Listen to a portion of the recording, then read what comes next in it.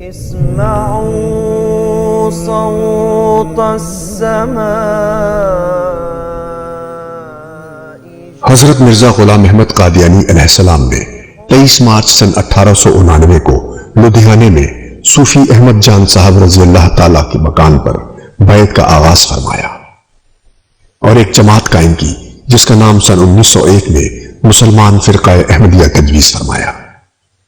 جماعت احمدیہ کے قیام کا مقصد احیاء دین اور قیام شریعت ہے، جیسا کہ اس خدا نے حضرت مسیح موعود علیہ السلام کی بعثت کا مقصد بیان فرمایا، یحیی الدین و یقیم الشریعہ۔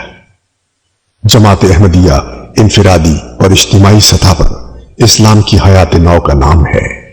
جماعت احمدیہ انہی عقائد حقہ پر قائم ہے جو بانی اسلام حضرت محمد صلی اللہ علیہ وسلم کے ذریعے خدا تعالیٰ نے بنی نو انسان کے لیے عطا فرمائے۔